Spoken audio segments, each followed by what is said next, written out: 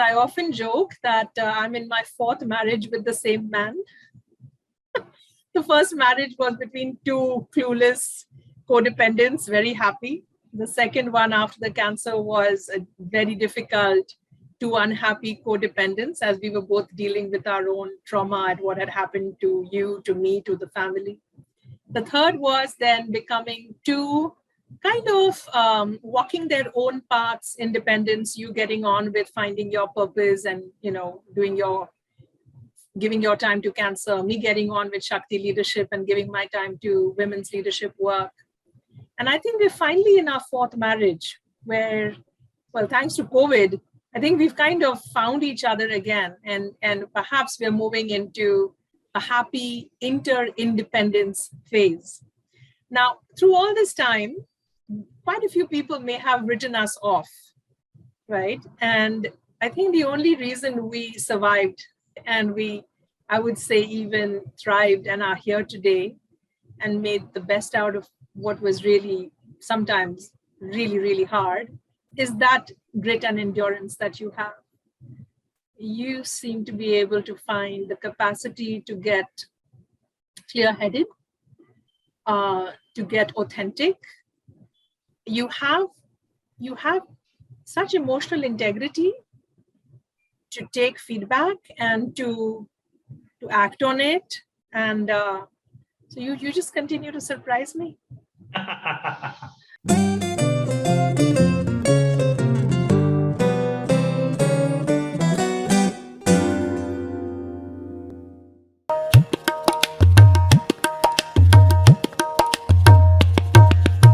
Given the cricket metaphor, of course, how can we not recount the famous story here?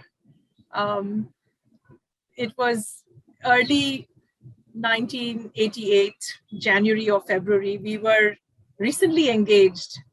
And I was told Bhattu is really hitting these hundreds in the CAG trophy, which was this advertising trophy. And Piyush Pandey being such an avid cricketer, I got to make sure Ogilvy was all in. And so everyone goes to watch this match. And it was at the car gym.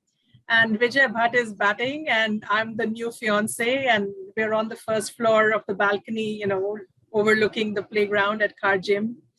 And there you go, you're hitting it again. And this was probably your third upcoming century. And the joke was that you were so large, you didn't like to run singles and doubles. You would just hit fours.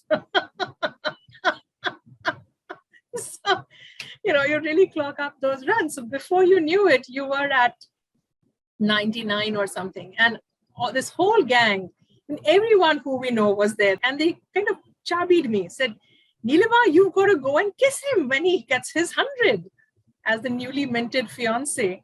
I remember I was wearing a blue jumpsuit and I came down and I waited and then you hit another 4. So it was, there you got to your 100. So I ran. And I remember the whole crowd, the whole team just stood stock still. They had not expected this. This was not part of the script. And I reached you very enthusiastically. You were all wet and sweaty. You didn't look very approving. I kissed you. And then I turned around and made the long and lonely run back. It was like one of those moments in time where time stood still and everything was in slow-mo. And I came back and I sat down and that was that. And I was feeling a little foolish, but hey, it was one of those things that happened, which is our cricket memory. And if this sounds familiar to the listeners, then of course, Piyush Pandey and his incredible genius of remembering these vignettes that he has seen across life in different places and then turning that into fantastic commercial ideas. So somewhere I was the girl from Ipanema who inspired the song, or in this case, the ad. So that is your and my little secret cricket story. Well, no more a secret. And so this whole thing about kuch khas hai zindagi mein, right? So my memory that I'd like to share is the one about your famous bright red corduroy pants. You were always very well dressed and very poised and all that. But these red corduroy pants were my favorite. And you looked really nice in them. And then my second memory is again with the color red. You're wearing red today. Is on our wedding day when you went away after the first round of rituals, and there were interminable rituals as we remember. And then you came out wearing the red 9-yard sari with the white upper garment, looking like a very classic Amchi bride. And I had just come back after that very disheveled look of going to Kashi and then being persuaded by your dad, that is Nana, to say, no, you should marry my daughter, and so on and so on and so on. So that picture in red is also seared in my memory, saying, how lucky am I? Thank you, Vijay. I'm glad I get to hear it after 33 years of marriage on a call like this. We were in Jungfrau, and this was perhaps a few months before your cancer diagnosis in 2001. And so we were going sledding, and there are these large plastic discs on which you sit and you push yourself down the snow.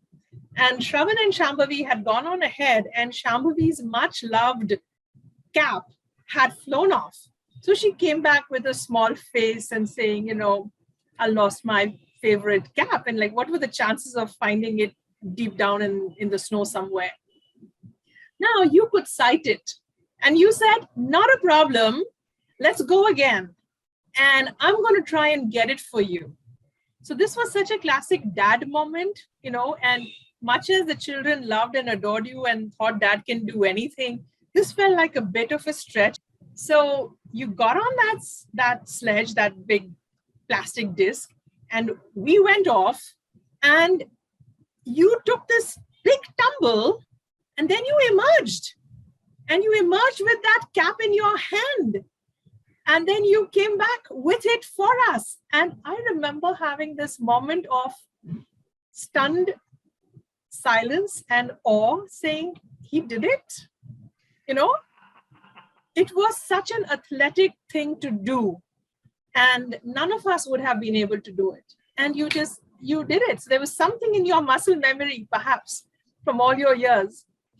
Of course, the kids had all big eyes of wonder and, pride in dad and so on. But the deeper insight for me on this is there's always been something about Vijay Bhat that's a bit like the Duracell bunny ad. When everyone else reaches their 100%, you still seem to have another 20% in your battery, right? And you have that depth and that endurance and that grit and that resilience to say, I can do this. That's not too far, And there have been so many moments in our marriage where I have run out of steam and I have reached my 100. And I'm like, done. And you like, no, I can go. I can still go. I have, have a lot more where this is coming from. And I think that is what perhaps saved your life, Vijay. And perhaps what saved our marriage. I would say that, we've had this much laughter in all these years. We've had this much crying, and we've had only this many fights. Then things are still okay. I've always, as you know, admired your grace and poise and presence, which you've had in plenty. That you're a science student, but you've always been interested in communications and the humanities in a broader sense, that you and I can have conversations at any level of depth as is appropriate, in any sort of company as is appropriate, in any sort of environment as is appropriate. And even though you failed to mention to me before we got married that you had never cooked before, you have then turned out to be such a fantastic cook and such a fantastic homemaker and partner and all of that. And so I feel like, we talk about life lessons in these videos. I feel that you have been both my life and my lesson.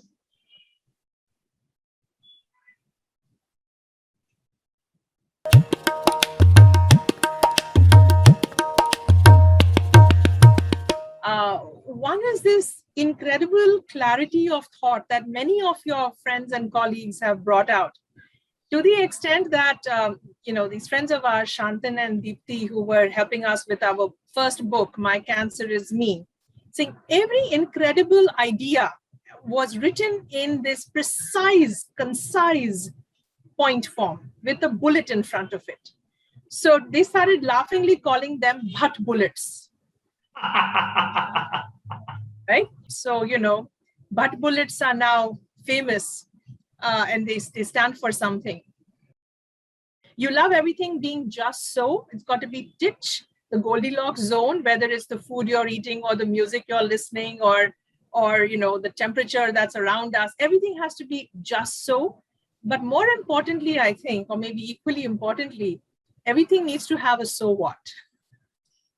Nothing can be ever. Nothing can be time pass or frivolous or mediocre, everything must have meaning and a point and a purpose. Otherwise, so what, right?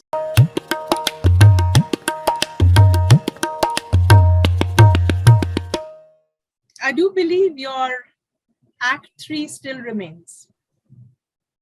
When we were walking in Wimbledon, and you were describing, this is before your diagnosis, and you were describing how you feel the best work of your life is ahead of you and you don't know how and when it's going to come.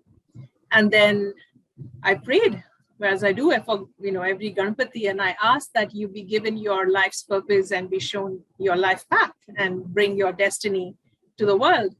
And within 2 months, you got diagnosed with colon cancer. So my thought after the shock of the news, and I got into my prayer, the very clear sense that this cancer isn't about your death. It's really a way to put you onto the real life's work that you sensed was within you.